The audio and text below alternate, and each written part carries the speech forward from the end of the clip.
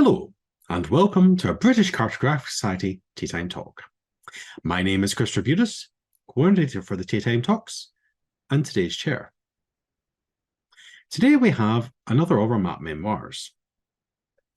Our three speakers today are Jim Goldsmith, Ken Field, and David Wood. As usual, we will take questions for the speakers at the end, but please put them in the chat as they come.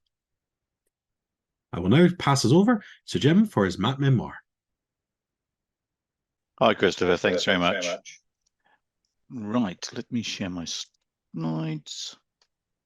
There we go. So that's a picture of Ordnance Survey. So for those of you who don't know me, my day job is the Senior Production Manager for Cartography and Data Enhancement in Ordnance Survey. And I also volunteer for BCS, and my role is as the awards officer. So I get to see great cartography all the time.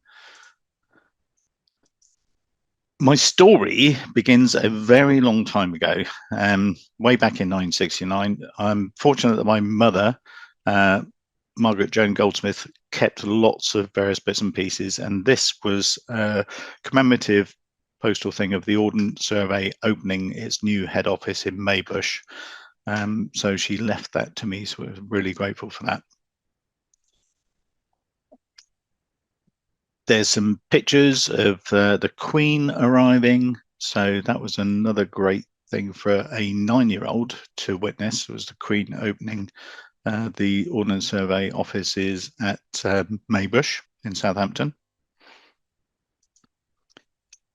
It's not my photograph. I didn't get that close, unfortunately, but yeah, it was still quite a big thrill for a 9-year-old to actually get to see the Queen. Right, so how did I get invited?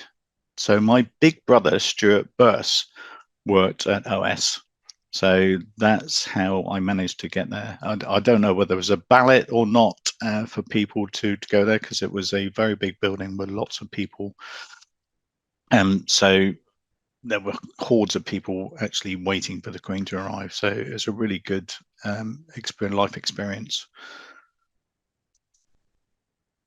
So he actually sent me the job application to join Ordnance Survey way back in 1978, and I started as a cartographic assistant at Ordnance Survey on the 13th of November 1978. So actually this week, Monday, I have done 45 years. So I've seen lots of changes in my career through Ordnance Survey in cartography processes, all that sort of thing. The training course was actually 3 months long. And we were taught to pen, scribe, sharpen gramophone needles, and all sorts of various bits and pieces like that. And then when we got to our first drawing offices, we didn't have to do any of the sharpening that, because we used sapphires. So I don't know why we had to sharpen gramophone needles, but it was a good experience. As you can see, the layout of the training room, it was very like a classroom. So having just left college, it was sort of not too much of a shock to be sat at desks learning to do different tasks. Right, so my map memoir is actually that map there. A Land Ranger 196, but a very specific one. It has to be that particular edition, and I have been searching high and low to actually find that one. I've bought about 3 different copies to try and find what I was looking for, and this is the one, the second series, A edition, Crown copyright 1980, and you will see why it had to be that specific one in a minute. The reason I needed to get that copy was because of this book. So the Map Addict by Mike Parker was published some time ago, but he's just recently done another edition of it, and I purchased it. And the reason is because there's a particular page in this book that talks all about Land Ranger 196.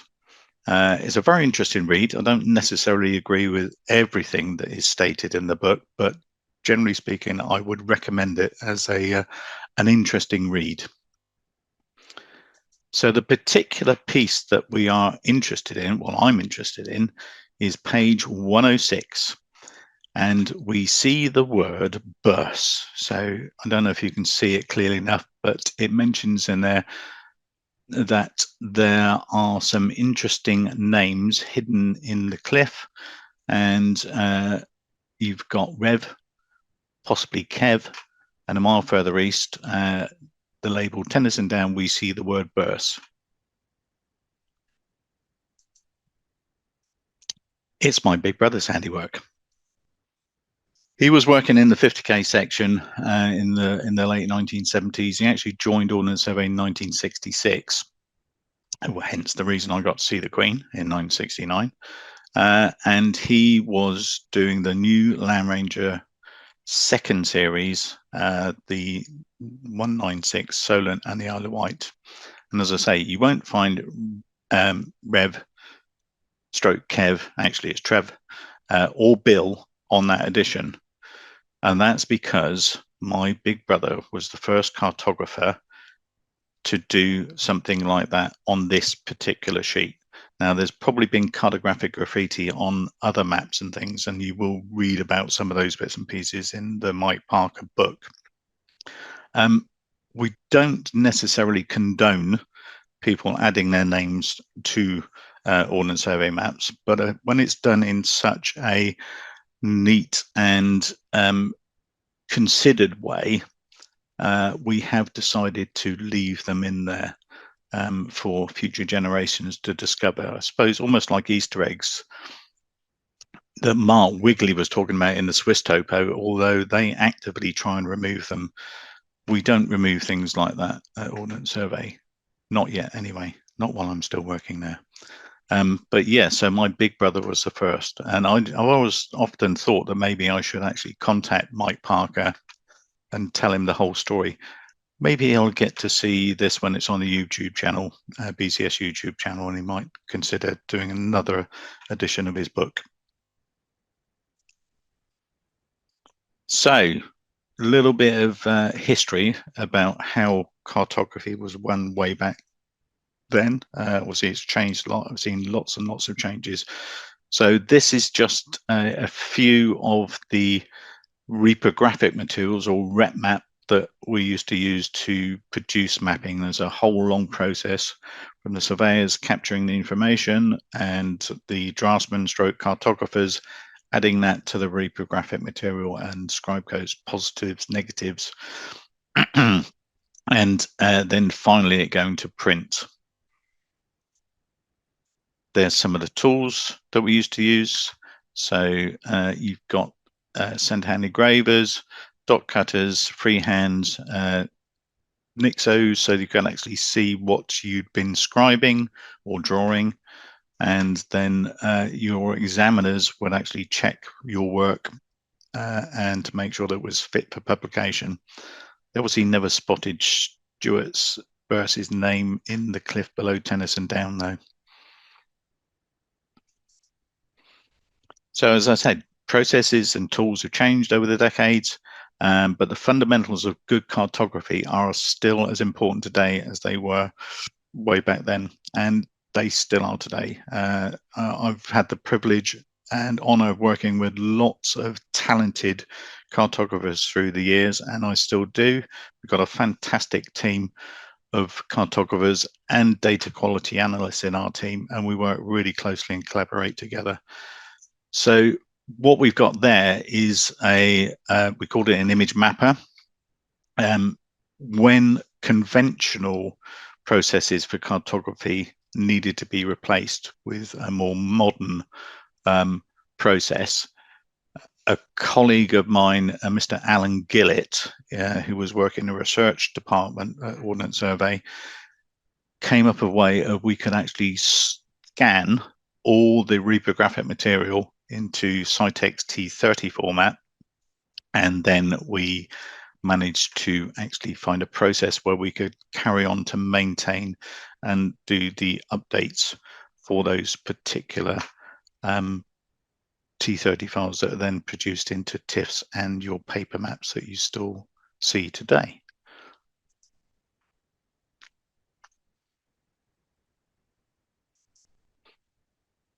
We do get to see quite a lot of celebrities come through Ordnance Survey, and I did have the honour of being bashed by Timmy Mallet with his mallet when he came to visit Ordnance Survey, and he was interested in maps anyway, but he was particularly interested in the Isle of Wight one.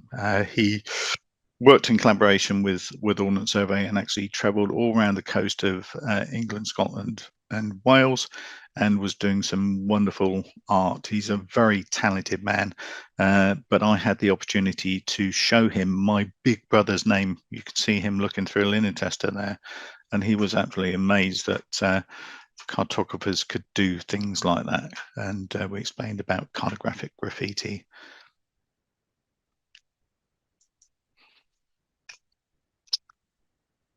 My brother did ask me recently, actually, is his name still there? And yes, it is. So Burst is there. So what I've done is actually strip back some of the detail so you can actually see it a bit more clearly. So you can work out there the B, the R, the S, and the E. And it has been joined by a few others over the years. You can see a Rob there, an R, an O, and a B. And over here, in Mike Parker's book, he thinks it's Rev, but it's or Kev, but it's not. It's actually Trev. So that's a T, that's an R, that's an E, and that's a V. There's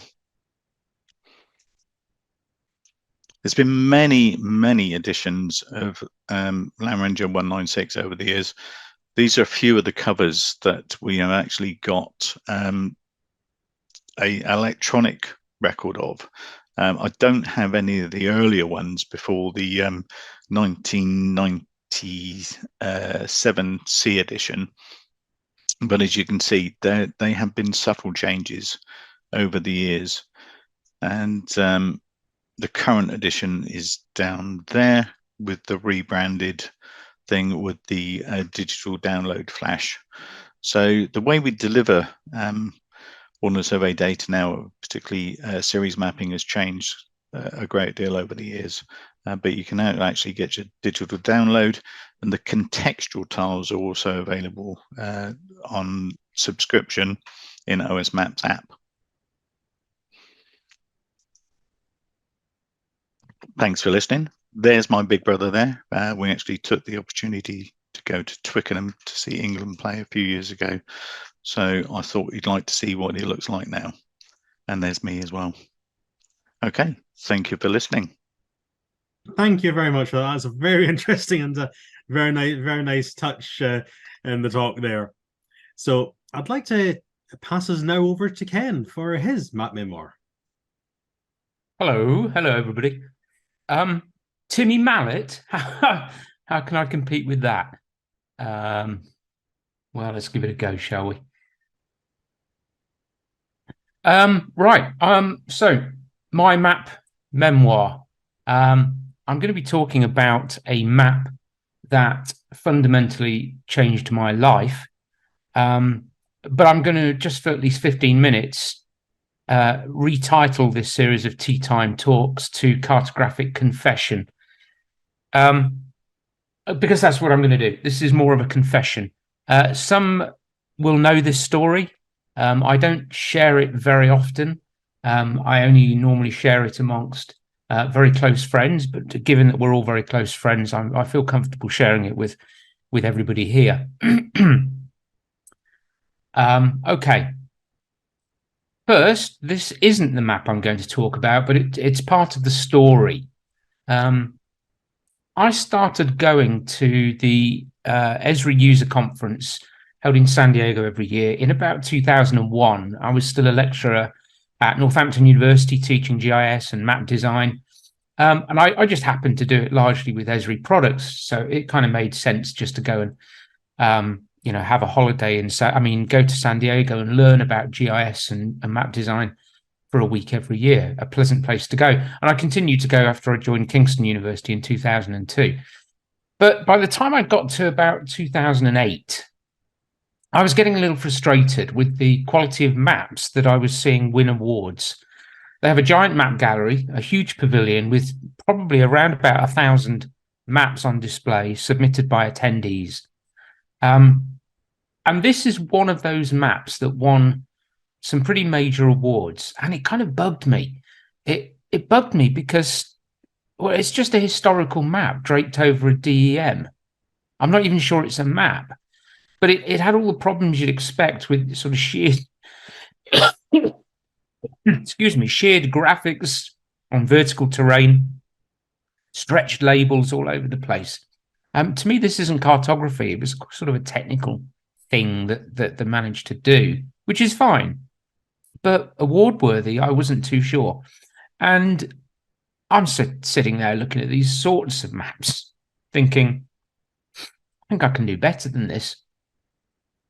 So walking out of the 2008 closing plenary session when the awards were announced, I turned to my far better half, Linda, and came out with a ridiculously stupid statement. I just said, we're going to win this next year. And she kind of looked at me with that sort of smile of, yeah, whatever, you'll soon forget.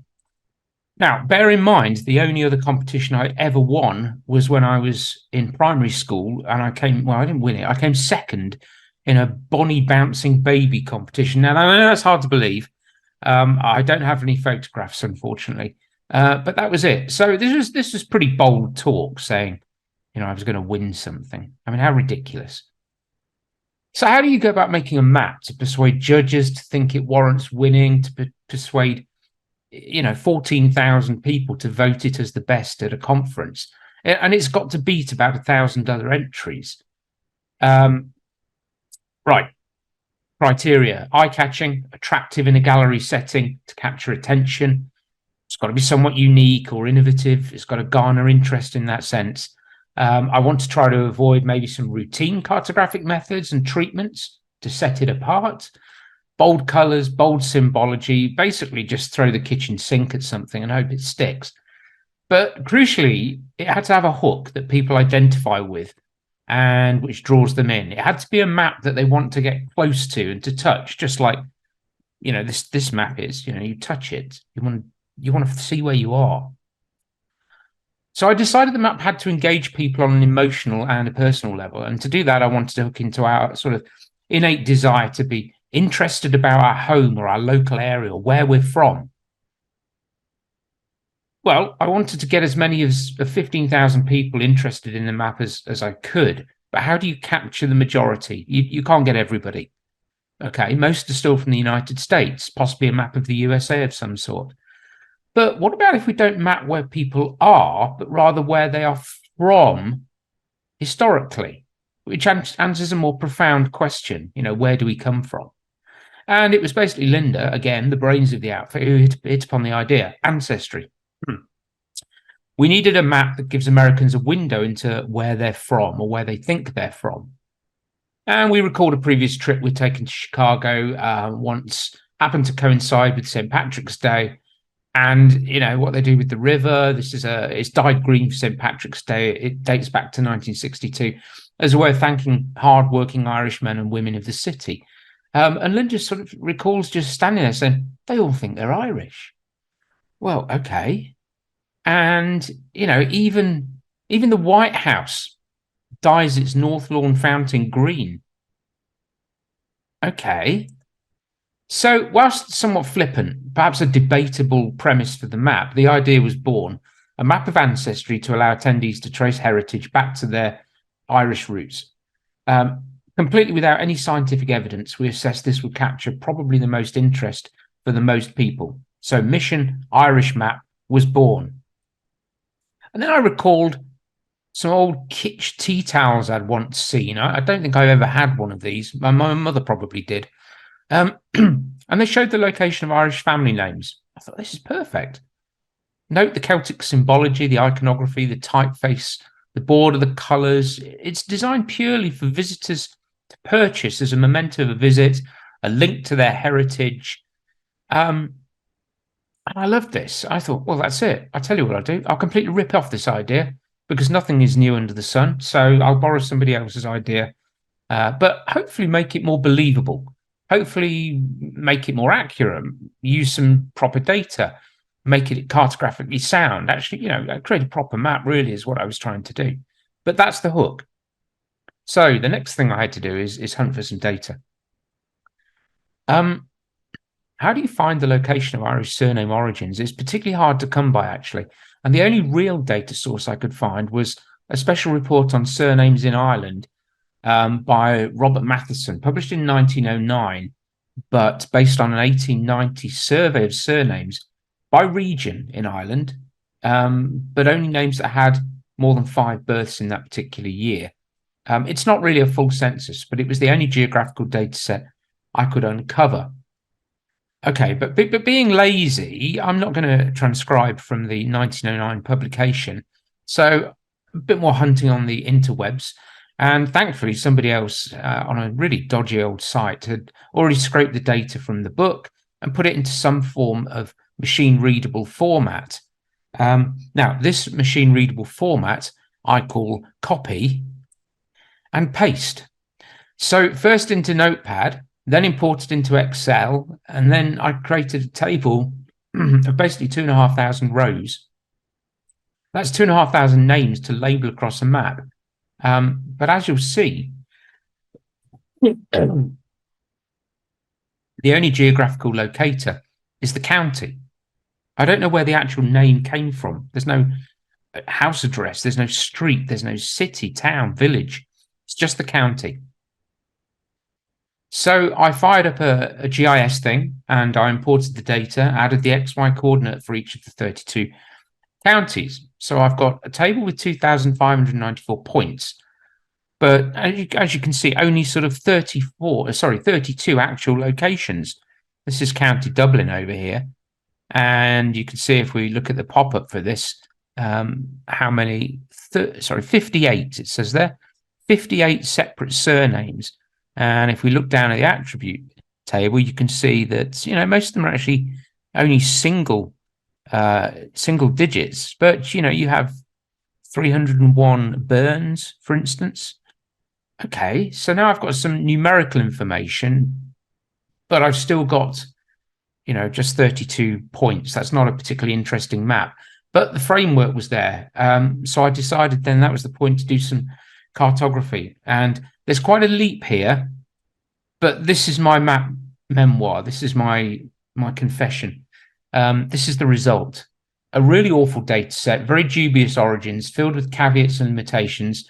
But I think I created something that gave credence, a sense of accuracy, and perhaps interest to an otherwise pretty useless data set. All of those labels now, they give the appearance of being, fundamentally located where those names were from. They're not. They were just randomly positioned with collision detection software and a bit of manual tweaking to move them so that they kind of fitted where I wanted them to go. They're sized by count. Effectively, it's a proportional symbol. But you can see just from that illustration that I went a little bit further. I did go all in kitchen sink cartography. So what else did I do to create as many hooks as possible? Well, virtually every element of the map was designed to create impact rather than show any sense of sort of cartographic taste or style. As much green as possible, as much Irish emerald green as I could possibly get on the map. Drain the printer of green. Well, not green, but you get the point. Celtic borders, Celtic fonts, a gazetteer with grids and graticles to, make it seem that there's some sort of accuracy here. I tapped into the Americans' familiarity of National Geographic map styling with those borders between counties.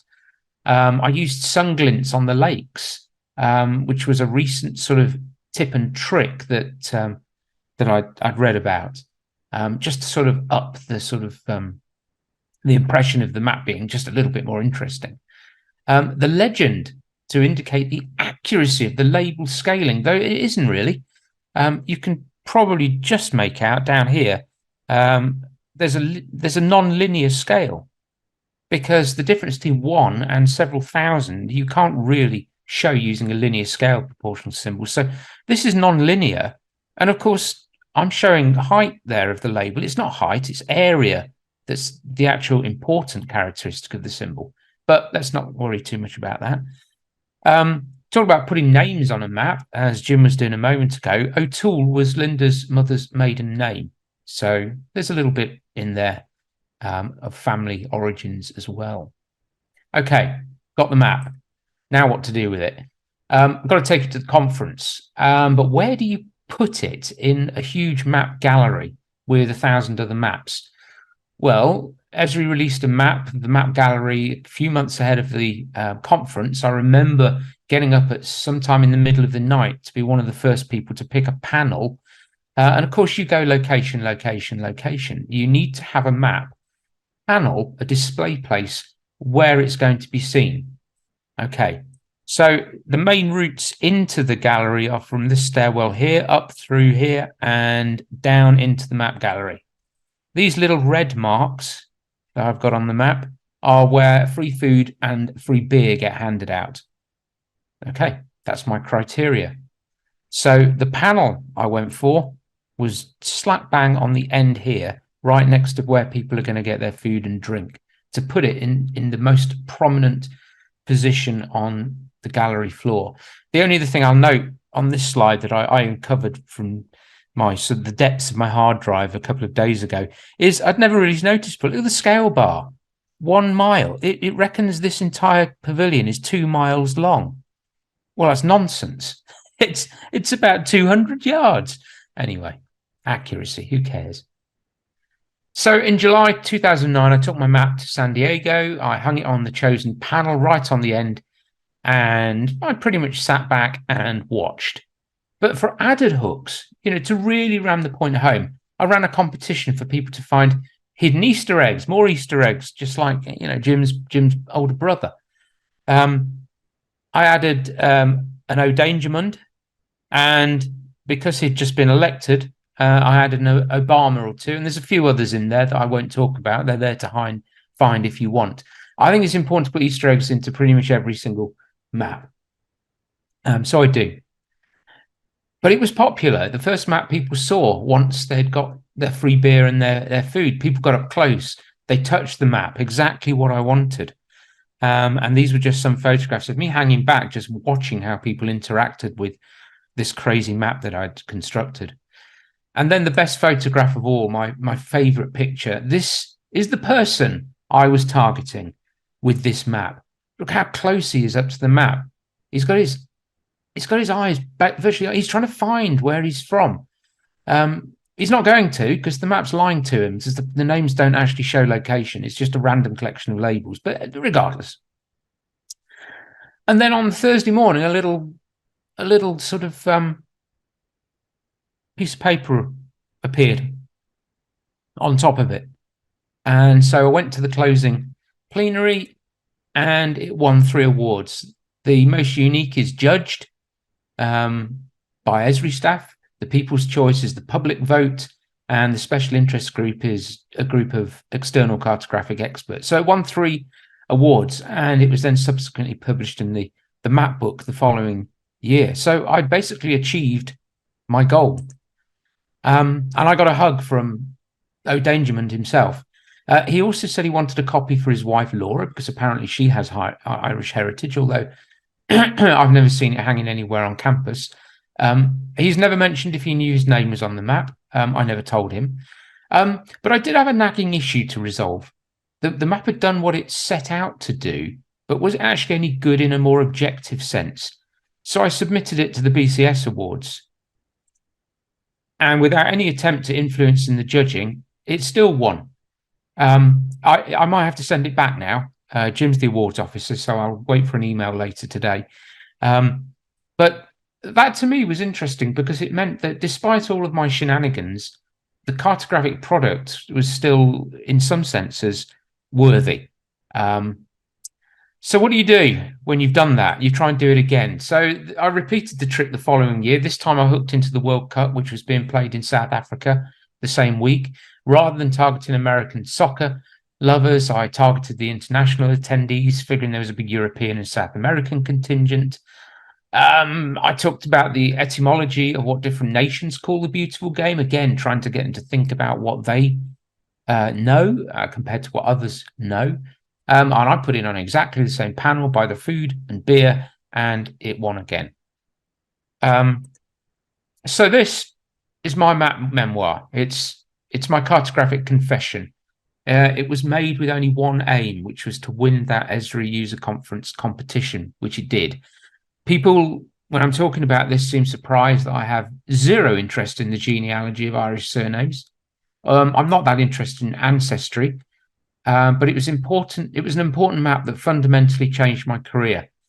How? Well, a year after it appeared in the map gallery, Linda and I were both asked at the 2010 user conference what we were doing after the user conference. We were going on vacation, except we were then told to head to Redlands to be interviewed for jobs at the company.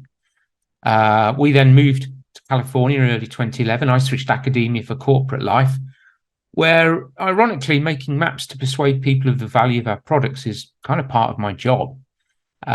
Sadly, I can't enter the Esri UC Awards anymore, but instead they told me almost as on arrival that I was going to be one of the lead judges, so I get to judge other people's attempts to fool us. Do I like the map? Not really. I pretty much hate it. It gets rolled out every year around St. Patrick's Day. It sort of haunts me a little. It hangs on the walls of Irish bars and restaurants. I hate it just because I'm pretty embarrassed about its origins and its background. And I've never done that since, you know. Enter awards, get eyes on your work, have some fun, support awards, never expect to win. If it happens, that's wonderful. But I'm kind of embarrassed about the background of this. So thanks for listening. Don't judge me too hard. That's my map memoir. Ken, thank you very much. That was genuine, very, very interesting. The lovely story about the map and your confession. So I'd like to now pass us over to our final speaker today, and that's David. Thank you, Chris. I'm just going to try and share my slides. Just bear with me. For those of you who don't know me, my name is David Wood, and I'm the Deputy Director for Environment Science and Analysis at DEFRA.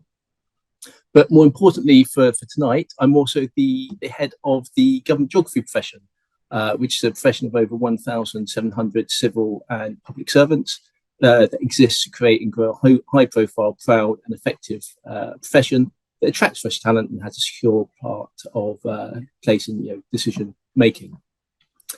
And as a profession, we work really closely with and collaborate with our geo partners, which is why it's a great pleasure to be here tonight, following what was an excellent BCS conference in Cambridge to mark your 60th anniversary. Now, when I was asked to pick my favourite map, I did struggle a little bit, as like all of you. I love maps, and I have so many, including many that we've created throughout my career, to the ones behind me, like that one up there, which is a leaving present for my last job, which is an original map of Epsom, which is where I live from over 100 years ago, to the map that forms the background to the government geography profession, which I'm obviously very proud of. We're not here to talk about football, so I won't mention some of the other things on my bookshelf, like the Arsenal legends up there, Thierry Henry, Dennis Bergkamp, and Beth Mead. So let's instead talk about maps. So, which map did I choose? Well, I was told I could choose a map for my childhood as part of Map Memoirs, but I've kind of cheated because I've chosen a book with lots of maps in it. So this is Wainwright's Coast to Coast Walk, which I did with my dad when I was 16. Now, for tonight's audience, Wainwright is a person who famously said, old maps are old friends, understood only by the man with whom they have travelled the miles. Now, my dad, he was armed with the Ordnance Survey maps, which were, obviously very accurate and very essential.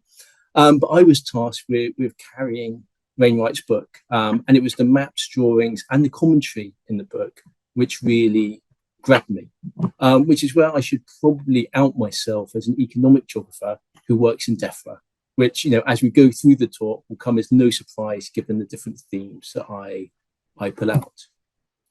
In a virtual room of some of the country's leading cartographers, I should probably put up the legend to the map. And as Wainwright was a heavy user of ordnance maps, they should look pretty familiar to you. Whilst you look at that, I will also mention that, it's also very much a book of its time, which is something I'll come back to at the end. Something I'm sure we'd all agree with is reference to the map of England being an oyster containing lots of pearls, but other references may be a bit more diversive to a wider audience, like the reflection that there are the inexperienced who cannot read a map, and the complete, where he used a slang word for novice that I had to Google in a historic dictionary, who have never seen one, and official footpaths are menaced by such. So, to the route. The route is from St. Bees Head on the Irish Sea to Robin Hood's Bay on the North Sea.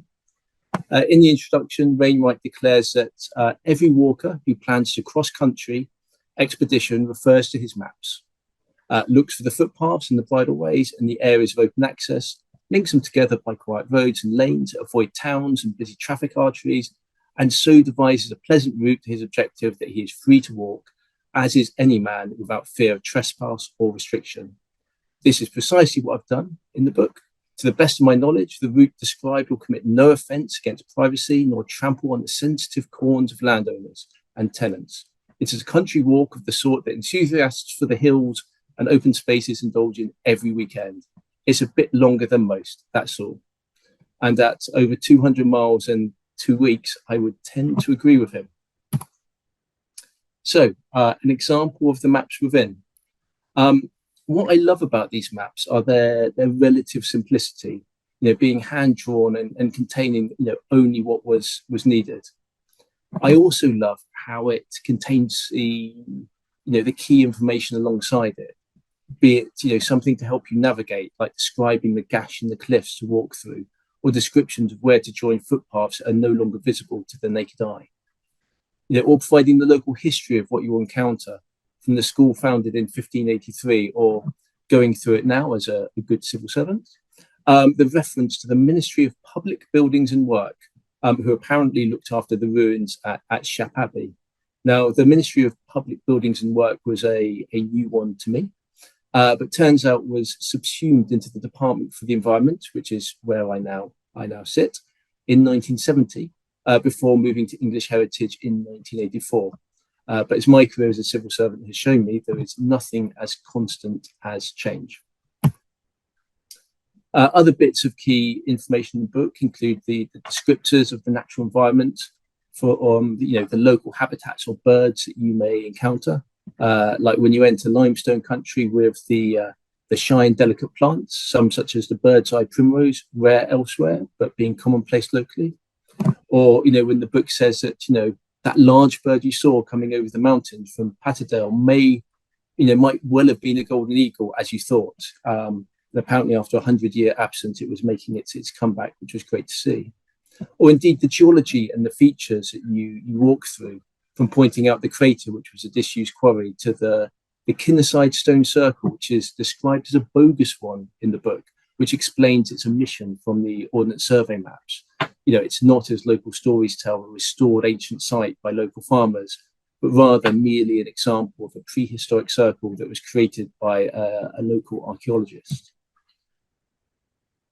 Flicking through it ahead of tonight's talk, I was struck by how a number of the issues explored are still very relevant today, from how we interact with the environment, like the issues around accessibility, with links to current initiatives like Miles Without Styles, or right to roam, taking care to highlight which land is public, open to the public or private. This was something I touched on in the introduction, but one specific example in the book is where he states, in the first impression of this book, an alternative route from Hartley to the Bridleway signpost at 1100 was suggested, but not recommended, following a path indicated on ordnance maps. Please note that this footpath is not a right-of-way. Annoyance has been caused by walkers using this alternative, which lies entirely on strictly private farmland, and the map below has been amended to exclude it. And other things that are relevant today is how we shape our environment. Land use is a key area of focus at the moment, one of the areas I'm currently working on. And I was struck when we walked by Mardale all those years ago of the difference between, the Ordnance Survey map and what the book described. As Wainwright put it, only those who are getting on in years will remember Mardale as a charming and secluded valley before its lake was promoted to a reservoir, and can bring to mind the natural beaches where primroses fringe the banks that are now sterile shores, arid and lifeless, sometimes beneath the water, sometimes not. Or the farms and dry stone walls that were engulfed and today are revealed as skeletons in times of drought. Or the lane that returns to daylight, now recognisable only by tumbled hedgerows at period of low water. They mourn its passing, for Mardale then was lovely. One of the things I thought I'd share was something that made me smile when going through it. On this page, Wainwright says that it's never possible to follow a dead straight beeline over long distance without trespassing, climbing fences, wading rivers, perhaps swimming sheets of water and walking through houses and gardens. And as we know as good cartographers, it goes on to say, in fact, no straight line on a map will give a dead straight beeline because it's now generally accepted. And do remember, it is a book of its time. It is now generally accepted in the best circles that the Earth is round, not flat, and a straight line on a map must therefore be incorrect to the extent of the curvature between 2 points, however slight.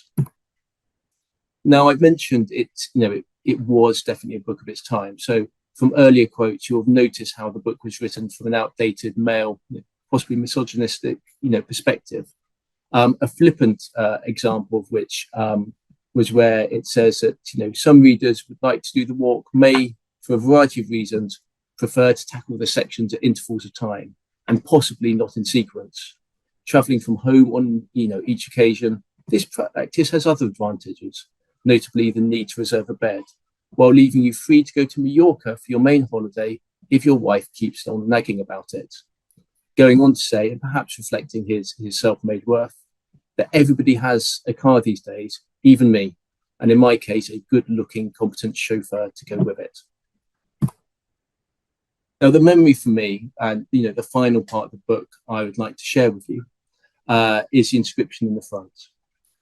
It says, David, as you carried this book from St. Bees to Robin Hood's Bay, I feel it rightly belongs to you. I hope you have many more pleasurable walks in the years ahead, Dad. Now, depressingly, as you can see from the bottom, this was Christmas 1994, which means if I was 16 when I did the walk, I'm very old now. But it was one of the walks that really ignited my passion for maps, for walking, and for exhibitions. And, not only have I now done sections of the walk with my family and explored much further afield, I've just returned from hiking the High Atlas Mountains with my son, which I'd hoped would give him, equivalent memories and inspiration as he headed off to university for the first time. Now, we were actually caught in the middle of the recent earthquakes in Morocco, so it wasn't quite the experience I'd hoped for. But thankfully, it hasn't deterred him from exploring and hiking, even if he has depressingly dropped geography and just started his civil engineering degree. And just to prove that I did the walk, here's a picture from the last millennia, it turns out, of my dad and I atop a Striding Edge. And that's me and Ethan just a couple of months ago atop the High Atlas Mountains.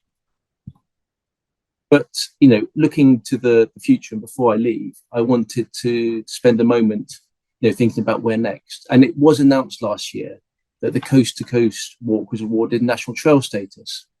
So Natural England will now work alongside partners to improve the popular route with £5.6 million committed to upgrade the 197-mile path. My dad obviously took a detour, which is why it was over 200 miles when we did it. This includes funding set aside to develop a community engagement program and maximise economic and health benefits for local people and businesses. And amongst other things, the investment will ensure that the path is made more accessible for people of different abilities, and this could include measures to remove stiles and using accessible gates where possible, and also high quality signage, waymarking, path services and infrastructure to be provided consistently across the whole of the route. Now, whilst this is obviously a very welcome development overall, there is a part of me that does wonder that if we make the route too well marked and surfaced, whether fellow walkers in the future will miss what the maps can show you about the areas that you're passing through. And on this subject, in Wainwright's personal notes in conclusion, he writes that, "I'm beginning to have second thoughts about official long distance footpaths. And despite the many benefits he lists, he does go on to say, in time, you won't need a map. Just follow the trail of empty cans and orange peel, which is a reminder to all of us, I think, of the responsibility that we have when using maps, official walk or not, to look after the environment and respect the environment that we're passing through. And on that note, also be careful feeding local animals, especially when perched on the edge of a hillside." Thank you for your time. I'm not allowed to give any talk these days without giving a quick plug for the government geography profession at the end. So if you follow these links, you'll get a little bit more information. Thank you. Thank you very much, David, for that. Right, so we're just going to go into the Q&A session now. So we'll start working through all your questions that you've sent, and we'll see what we get. First off, let's see what we have. So we've got initially a comment from Jim that's about green Guinness. So that's obviously the Ken on the remark of on the map there. And yes, he wasn't the awards officer back then, so you're safe on that one. Right, no, but I have to say it's had a very nice, interesting range of talks from all three of you. It's been a very interesting and unique set of talks, and always a pleasure seeing them. And so if anyone else has any specific questions, we're more than happy to take them.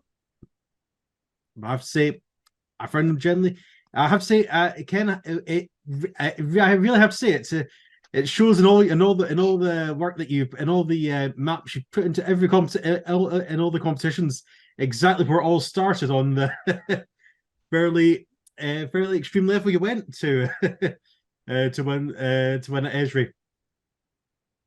Yeah, I mean, I'm just. I mean, I've got it's a privilege to be able to, as an academic, you can pick whatever you want to map. You can make whatever map you want, and I continue to do that. So, what I try to do in the maps I make is just pick on something contemporary, maybe something in the news, maybe data set that's new or interesting. And they're kind of one-off maps. They're serendipitous in many ways. I don't have a plan. I don't have. I mean, I've got a list of map ideas, but I don't have a plan. But what I am very keen to do is just put work in front of people's eyes. And the best way of doing it, I mean, in 2009, I think Twitter had just started. So social media wasn't really a thing. So the only way to get eyes on your work was to display it in conference galleries and other things like that. So that's kind of how it started. It was just a bit of fun. It was just a bit of fun more than anything. And then and I really don't know how, but it won. There you go. I think it was just the culmination of all of those silly little decisions about how do I fool 15,000 people into believing this is the best thing they've ever seen? I don't know. Crazy. Well, obviously it worked on them all. So it's your maps, then whatever we see from you generally tends to make quite an impact. So we've got one question. So this will lean towards Jim. How do hidden names remain in current maps? Are they raster in terms of symbology rather than vector? And that's particularly in OS maps. Yeah, so the 25k and 50k Land Ranger and Explorer series are both actually still raster. When Alan Gillett was looking at ways to actually maintain those series mapping once the conventional processes were going away, we did look at whether it would be possible to vectorize them, but actually at the time the computer systems weren't really up to that, so it was decided that we would scan all the reprographic material and then maintain those using raster editing processes and things. So that's why they're still there today. Computers can't really still not capable of producing unique symbols like that, so it was decided that we would keep that. So yeah, my big brother's name's safe for a little while yet. No, obviously it's very interesting to see with some of the talks we've had. The talk we had earlier in the year about how cartographic graffiti and how it and how Switzerland they tend to remove it as soon as they find it. It's interesting to see how.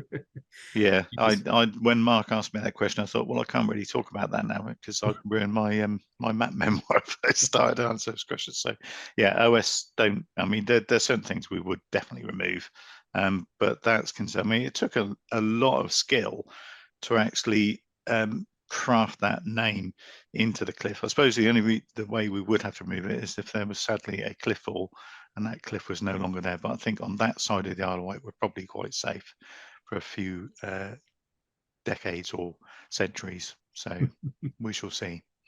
No, I have to say the fact that they could only find the fact they couldn't find all of Trev indicates how well it was. How well it was actually how well Trev camouflages the minutes. That's yeah. As it says in the Map Addict book, Bill is not so well hidden. It's a little bit obvious, but yeah, it's probably quite difficult. No, I have to say it's been very interesting seeing that, and I have to say, David, it was interesting seeing that it was interesting seeing the another one of these route maps, which I don't know if we've had any of the talks so far going along specific routes, but it's an interesting map. It's an interesting series of maps that you get, and there's a lot of interesting context that you get with these books as well when they get put together. Yeah, I always used to do an outdoor leisure map. David, I don't know if you're aware of it, a long time ago, that was that route across Wainwright's Walk. It's not in print anymore, though. Unfortunately not, but yeah, no, I was aware of it, and you're right. I think for me, and this is where my human geographer comes in. It's about our interaction with the environment, and fully understanding what it is you're walking through that really grabbed me at the time. No, so it's generally we can see that it's always the impact that you get from various maps. You get the impact and the human stories which can attach it. So it's each. And I have to say that each of the talks we've had today, each of them has gone into their own unique aspect, be it maps that have been used, the fact of personal connections to maps that have what's been hidden in a map, and just the unique aspect of what you can what happens when you put your mind to producing relatively good map, good maps compared to what can be bad map. Well, poorer maps just winning awards because they caught your eye. And I think for me as well, I mean, working in government, there's some maps I'm very proud of that I can't share because of course it was included policy advice to ministers. But it's using maps as well to portray information to help drive decision making that could be really powerful. One of the things that I'm very proud of in my career is we actually used live maps once with ministers to help them take some decisions. And we subsequently found out that it was the first time that Cabinet had used live maps outside of a national emergency situation. So they obviously use them, when there's flood risks or military operations, but to solve a policy problem, we were the first people to use live maps. So that's something I'm very proud of. Obviously, I couldn't share those tonight, and also didn't shape me in the way that the Rainwright's book did all those years ago. But yeah, you're right. Maps are very powerful, not just in terms of how we use them as individuals, but also how we can use them to drive really important decisions. Okay. Yes. We just had another interesting question, and this is an interesting one, which I think we can all share in this one. Is the physical paper maps that create the best and most memoirs? Which is an interesting question, and putting the thoughts from anyone there. Yeah, that's a very interesting question. It probably is, although if you consider that the move away from paper now to contextual, so the raster data is available through electronic means, so you can still see that. If you subscribe to Earth Maps, you can still see and search for Stuart's name, Mr. Burst's name in the cliff. But I think there's quite a lot. It's probably to do with the generation of the speakers, possibly as well. Yeah, I think you're right, Jim. Totally. I mean, the premise of memoirs is a map somewhere in your past, right? That defined something, or you really enjoyed, or whatever. So naturally, we're looking back.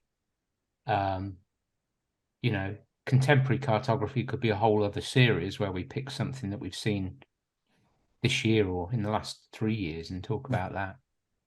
Yeah, there you go. That's the another idea then. There you go, Chris. You can have that for free. I've got an electronic version of the Irish map. If you want that, you can have that. I also remember when I was a kid, we always used to go on holiday to the south of France. Partly because my dad, although being great at walks, didn't like flying. And my ability to read a paper map really stood me in good stead, because there were me and my 3 brothers in the back of this car, which was really quite a squeeze when you're driving all that way. But my mum was terrible at map reading, so it meant that I got promoted from the back of the car to the front seat, so I could take over navigation, and my mum got relegated to the back seats. And although that served me in good stead at the time, it was a challenge having all the different maps and trying to open them up and navigating all the way to the south of France. So, sat navs and digital maps do have their place, if not just to make the front of the car a little bit more spacious. But you're right, I think it is the physical maps that create the best and most memoirs. I've got my book up here along with the rest of them, so yeah, completely agree with that. No, that was an interesting, thought-provoking question there for all of us, and I think that's. I think we've got Jim showing. Mine, yeah. So I actually bought quite a few to try and track down which edition my brother actually added his name to, because I asked him and he couldn't remember. He said, "Oh, we were somewhere around about then," but so I had to buy loads. But it's all right. We found it in the end. Maybe I should buy all the rest of the series and actually find out when the other cartographers added their names in. An interesting side hobby that you can have for. Yeah, I suspect it's too expensive. especially collecting vintage maps has got. That's good. That'll be a challenge. That would be an interesting challenge. So I have to say, I just want to say thank you to all our speakers today. Very interesting talks as usual. I want to thank our audience for coming and listening to a few more talks that we have. And for today, I'd like to say once more, thank you and goodbye.